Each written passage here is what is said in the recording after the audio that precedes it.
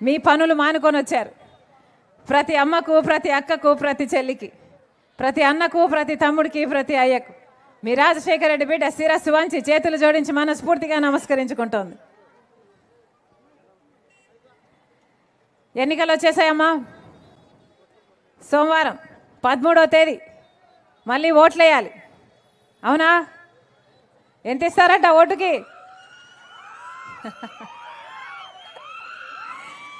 ఎంత ఇస్తారట అన్నా? ఎంత ఇస్తారట? ఇయరా 3000. 3000 3 + 3 ఏమా? ఎంత ఇస్తారట?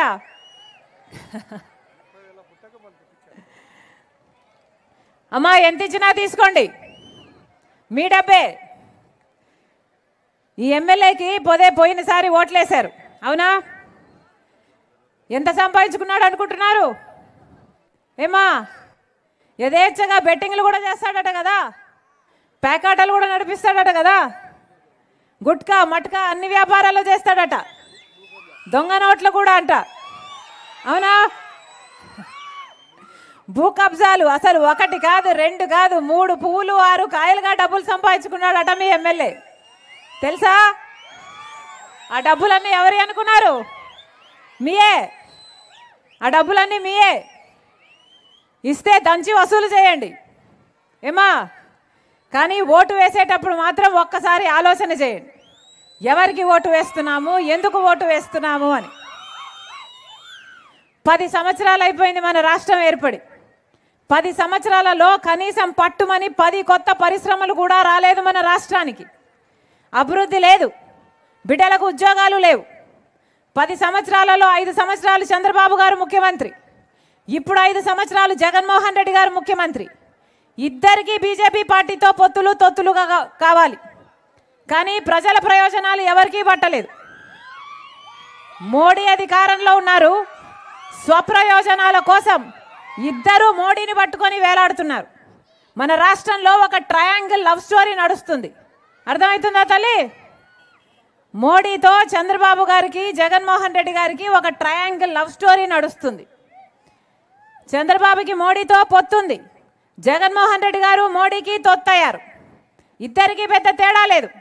ప్రజల ప్రయోజనాలనైతే తాకట్టు పెట్టారు, ప్రత్యేక హోదాను తాకట్టు పెట్టారు, పోలవరం ప్రాజెక్టు తాకట్టు పెట్టారు, రాజధాని కూడా తాకట్టు పెట్టారు. కడప స్టీల్ ఫ్యాక్టరీ ఎవరమ్మా? మీ ఎంపీ ఓట్లేసి గెలిపించారు కదా, గొడ్డలి అవినాష్ రెడ్డి. అవునా? కడప స్టీల్ ఫ్యాక్టరీ కోసం ఎప్పుడైనా కొట్లాడా? పార్లమెంట్లో ఒక్కసారైనా గొంతెత్తాడా? ఢిల్లీకి వెళ్ళాడు అంటే ఎందుకు వెళ్ళాడు? ఆయన కాపాడుకోవడం కోసం, సిబిఐతో మేనేజ్ చేసుకోవడం కోసం వెళ్ళాడు తప్పితే ఒక్కసారైనా ప్రజల కోసం కొట్లాడా? మరి ఎందుకు వేయాలి వీళ్ళకి ఓట్లు? ఎందుకు వేయాలి తల్లి వీళ్ళకి ఓట్లు? 10 సంవత్సరాలు అయిందే, 10 సంవత్సరాలు అయింది. ఇప్పటికి ఒక రాజధాని అయినా ఉందా మనకు? చంద్రబాబు గారు ఏమన్నారు? అమరావతిని సింగపూర్ చేస్తానన్నాడు. 3D సినిమాలు చూపించాడు, గుర్తుందా తల్లి? అమరావతి కాస్త భ్రమరావతి అయిపోయింది. ఒక్క పర్మనెంట్ బిల్డింగ్ కూడా కట్టలేదు చంద్రబాబు గారు. ఆ తర్వాత మన జగన్మోహన్ రెడ్డి గారు ముఖ్యమంత్రి అయ్యారు. ఈయనకు 1 సరిపోలేదు, 3 రాజధానులు కావాలి అన్నాడు. అయినాయా? 3 ఒకటైనా అయిందా?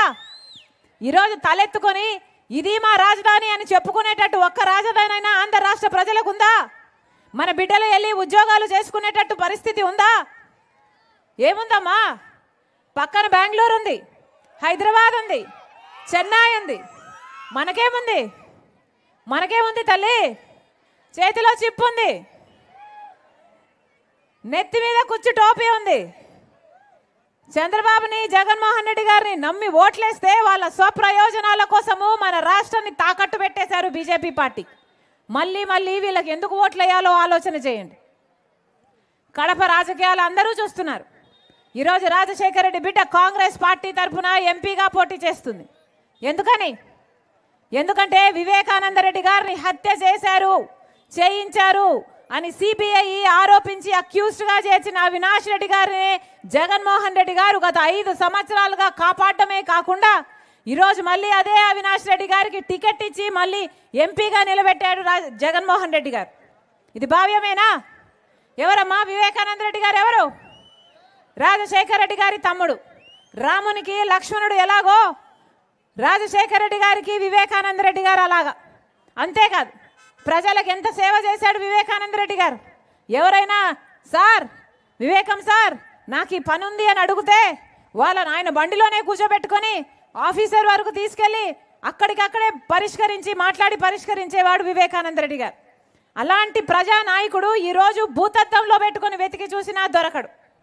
ఆ మహానాయకుడు అంట నెలకు 27 రోజులు ట్రైన్లలోనే గడుపుతాడట.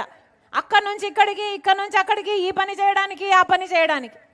అలాంటిది వివేకానంద రెడ్డి గారిని రాజశేఖర రెడ్డి గారి సొంత తమ్ముడు, ముఖ్యమంత్రిగా 2 సార్లు గెలిచిన రాజశేఖర రెడ్డి గారి సొంత తమ్ముడిని 7 సార్లు గొడ్డలితో నరికి నరికి క్రూరంగా ఘోరంగా చంపితే ఈ రోజు వరకు న్యాయం జరిగిందా?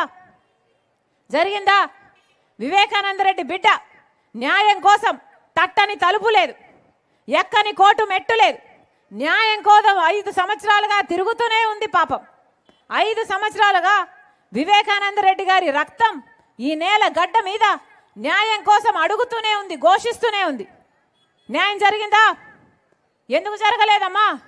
ఎందుకంటే సాక్షాత్ ముఖ్యమంత్రి గారు జగన్మోహన్ రెడ్డి గారి తన అధికారాన్ని అడ్డు వేసి అవినాష్ రెడ్డిని కాపాడుతున్నాడు. అవినాష్ రెడ్డి దోషి అని మాకు తెలియదమ్మా. 5 సంవత్సరాల కిందట హత్య ఎవరు చేశారో మాకు తెలియదు. కానీ సిబిఐ ఎంక్వైరీ చేస్తే అవినాష్ రెడ్డి హత్య చేయించారు అని అన్ని సాక్ష్యాలు ఆధారాలు అన్నీ ఉన్నాయి. గూగుల్ టేక్అవుట్ మ్యాప్స్ అయితేనేమి, ఫోన్ కాల్ రికార్డ్స్ అయితేనేమి, డబ్బులు చేతులు మారడం అయితేనేమి, అన్ని సాక్ష్యాలు ఆధారాలు అన్ని అవినాష్ దిక్కు చూపిస్తూ సిబిఐ ఛార్జ్ షీట్లో అక్యూస్డ్గా దోషిగా అవినాష్ రెడ్డి గారిని చేర్చడం కూడా జరిగింది. మరి అలాంటి అవినాష్ రెడ్డి గారిని జగన్మోహన్ రెడ్డి గారికి కాపాడాల్సిన అవసరం ఏముంది? ఒకసారి ఆలోచించండి. ముఖ్యమంత్రి హోదాలో ఉన్న వ్యక్తి హంతకుల్ని కాపాడితే ఇక ప్రజలకు న్యాయం జరుగుతుందా? రాజశేఖర రెడ్డి గారి తమ్ముడికే న్యాయం జరగలేదే, న్యాయం జరుగుతుందా? యథా లీడర్ తదా కాడర్ అన్నట్టు మీ ఎమ్మెల్యే కూడా అడ్డొచ్చిన వాళ్ళని హత్యలు చేపిస్తారంట కదా గొడ్డలితో. అవునా? నిజమేనా? ఎలా తయారయ్యారు తల్లి?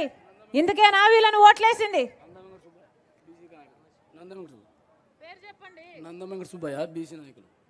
ఆయననే గొడ్డలితో హత్య చేపించారంట మీ ఎమ్మెల్యే. నిజమేనా? మరి ఎలా తయారయ్యాయమ్మా రాజకీయాలు? ఒక్కసారి ఆలోచన చేయండి. మళ్ళీ మళ్ళీ ఇలాంటి నేరస్తులకి ఓట్లు వేయాలా లేదా? ఒకసారి ఆలోచన చేయండి. వీళ్ళ చేతుల్లో మన బిడ్డల భవిష్యత్తు పెడితే రేపు ఏమవుతుంది? ఒకసారి ఆలోచన చేయండి. ఈరోజు రాజశేఖర రెడ్డి బిడ్డ కడప ఎంపీ స్థానానికి పోటీ చేస్తుంది. మీకు ఎంపీగా రాజశేఖర రెడ్డి బిడ్డ కావాలో, లేకపోతే రాజశేఖర రెడ్డి గారి తమ్ముడు వివేకానంద రెడ్డి గారిని హత్య చేయించారు అని సిబిఐ ఆరోపిస్తున్న అవినాష్ రెడ్డి ఎంపీగా కావాలో మీరు తేల్చుకోవాల్సిన సమయం ఉంది. ఒక పక్క న్యాయం ఉంది, ఇంకో పక్క నేరం ఉంది. మీరు ఏ వైపు? ఒకవైపు ధర్మం ఉంది, ఇంకోవైపు డబ్బు అధికారం ఉంది. మీరు ఏ వైపు?